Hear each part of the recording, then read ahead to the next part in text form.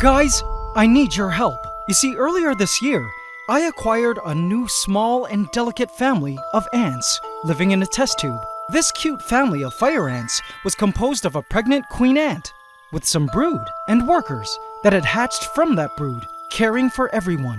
The ants weren't aggressive, they didn't sting, and they were pretty easy to keep as they didn't really do much and simply rested silently within their peaceful test tube until their numbers grew to this. I super need your help, guys. I've got a very important decision to make, and I'm making it today. Welcome to the AntsCanada Ant Channel. Please subscribe to my channel and hit the bell icon. Welcome to the AC family. Enjoy. Guys, today I need your help to make a very important decision for this massive 6-month-old colony of fire ants, as they're growing out of control now. This is them living normally in their relaxed state. But if you find this to be a lot of ants, wait until you see them in just a moment, when I lure out the fire ant swarm for feeding time.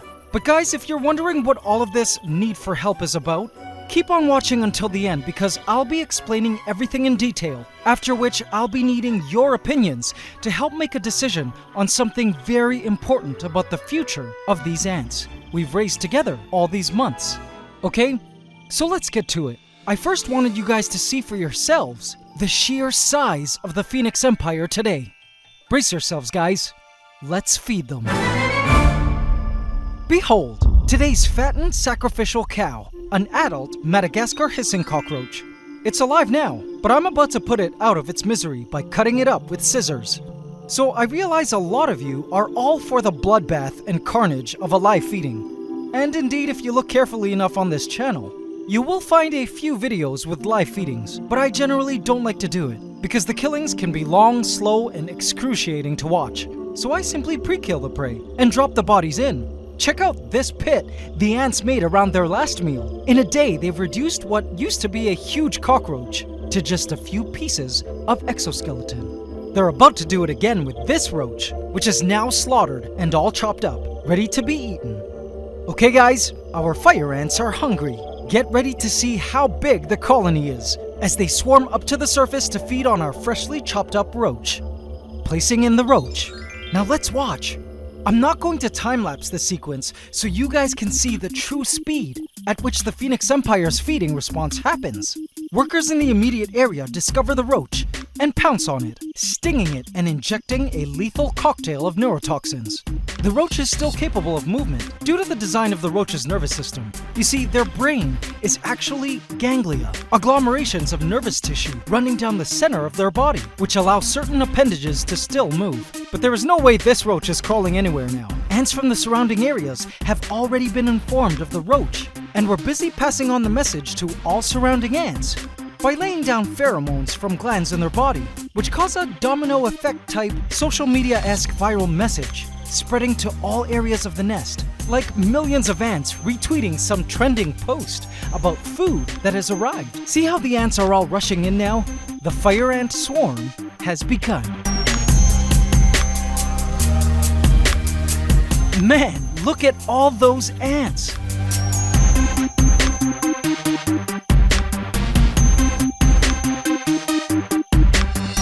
Soon the ants form a living blanket of red and orange on the surface of their feeding chamber. A fair warning to any predators or thieves, like birds or other insects, wanting to steal their catch. After all, in the wilderness, it's survival of the fittest. And this meal is crucial to the ants, as it means a day's worth of nourishment for their constantly growing colony. I know I wouldn't want to mess with these warriors, and one roach is not worth the pain. I love getting in really close and watching the feeding in action. The ants are ruthless and fast at tearing into this roach. Look at the ants swarming the roach's feet, known as tarsi. Check out the roach's head right now. Look at that massive supermajor. If you're new to fire ants are known as being polymorphic, meaning the workers vary in size and specialization. These supermajors with their huge heads house powerful jaw muscles, which will be used at cutting into the roach's thick exoskeleton. But make no mistake, even the small ants, the minors, are just as fierce and actually use their size to their advantage. squeezing into the tight, softer spots of the roach to tear inside. In just a few short minutes, the swarm has surfaced, and it takes my breath away every time.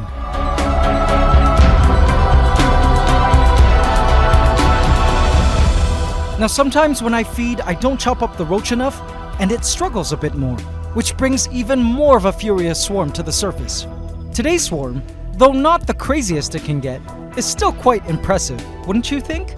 Thank goodness the upside-down barrier of baby powder keeps the crazy swarm inside their setup, despite the open top. This ant feeding chamber, by the way, is an AC Outworld from AntsCanada.com, which my team and I designed specially for ant keeping. There are tubes which lead out into other areas of their setup, which I'd also like to show you quickly now. Welcome to the City of Ashes, the interconnected ant farm setup of our beloved Phoenix Empire. First, there's the AC Hybrid Nest Mini, also from AntsCanada.com, which we've called the Magma Chambers, and is just full of brood and ants on the move. I often check this area of their setup to see if I can spot the queen, whom we've named the Ember Empress. I truly miss our Ember Empress, and haven't seen her since the colony moved out of their founding test tube many months ago. I hope to spot her wandering around one day, but I know she's here somewhere, hidden in the depths of their nest. Her brood just keeps getting bigger and bigger. Check out the AC Ant Tower, a 360-degree vertical ant farm we've called the Fire Fortress, which allows the ants to dig tunnels as they would in the wild. I love watching the ants move through their tunnel work and care for their brood lovingly. And remember last week when I connected the Phoenix Empire to their brand new massive AC Hybrid Nest Campanadas? They loved it and filled it up pretty fast. Well, opening it up, and as you can see, they haven't moved in and are for now treating this space as a highway for traveling. But I anticipate they'll be moving in the brood here soon, as the colony grows bigger and bigger by the day. By the way guys, this hybrid nest still needs a name, so feel free to check out my community tab on my channel page for the official vote. The ants continually customize their home by redecorating. It seems the ants have taken a liking for the cotton from their water and sugar water test tubes, which they tear off bit by bit and line their home with, as you can see in these connecting tubes. And this AC test tube adapter. I'm guessing it helps the ants travel easier to and from places.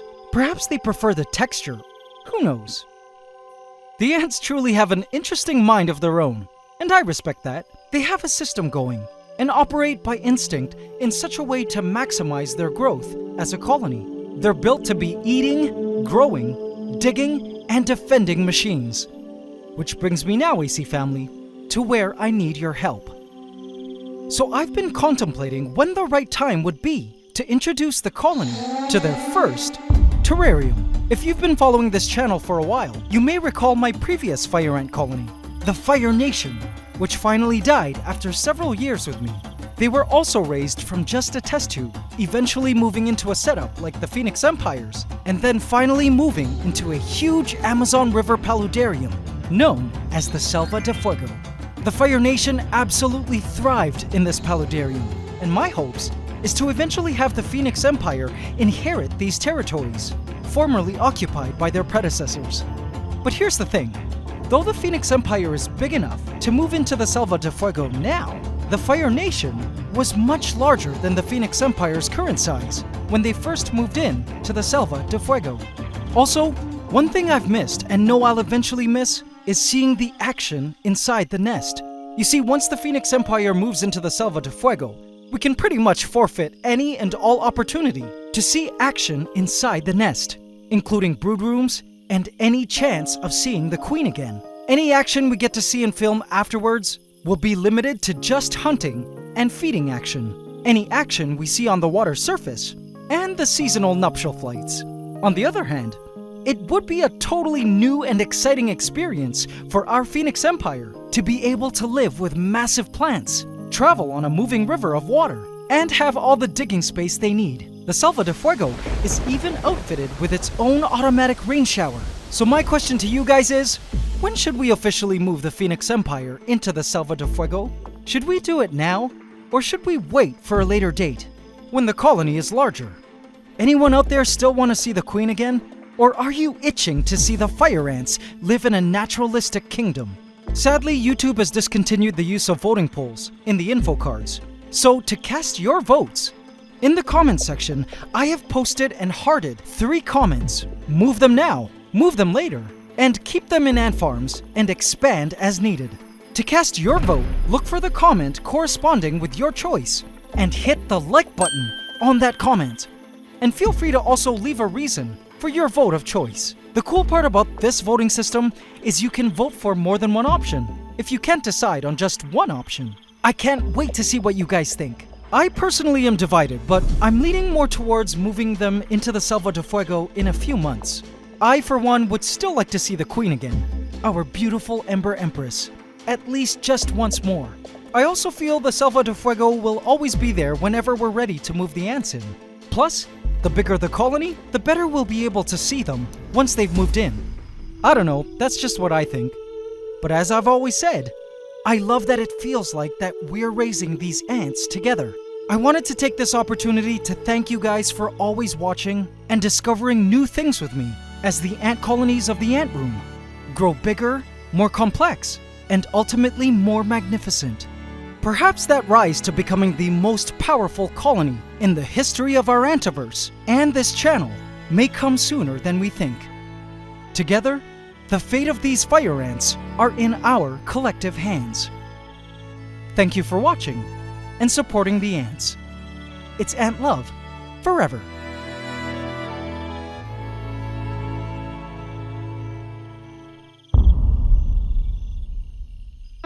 AC family, did you enjoy today's episode? Be sure to vote and leave your thoughts. So much more is ahead, so if you haven't yet, do smash that subscribe button and bell icon now, and hit all so you get notified at every upload, because I think notifications are broken again. Also, don't forget to hit the like button every single time, including now. It would really mean a lot to me, guys. Thank you.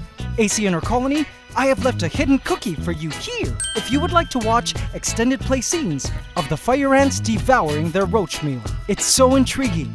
And guys, did you know that it's anting season in the Northern Hemisphere? And you don't even need to leave your home to start an ant colony. You can catch pregnant queen ants from the safety of your own backyard, balcony, or open window starting this month.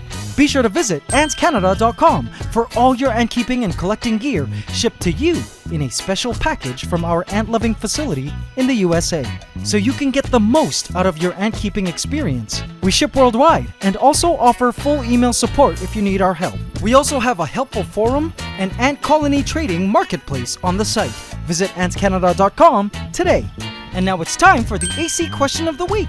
Last week we asked, what is one reason a fire ant colony might want to break out of their setup? Congratulations to McKinley Severt, who answered, one reason ants might break out is due to there not being enough room for the ants and their brood in their current nest. Congratulations, McKinley Severt, you just won a free ultimate ant keeping handbook from our shop. In this week's AC question of the week, we ask, why can roaches still move even after they've been chopped up? Leave your answer in the comment section and you could also win a free ebook handbook from our shop. Hope you can subscribe to the channel as we upload every Saturday at 8 a.m. Eastern Standard Time. Please remember to like, comment, share, and subscribe if you enjoyed this video to help us keep making more. It's Ant Love forever.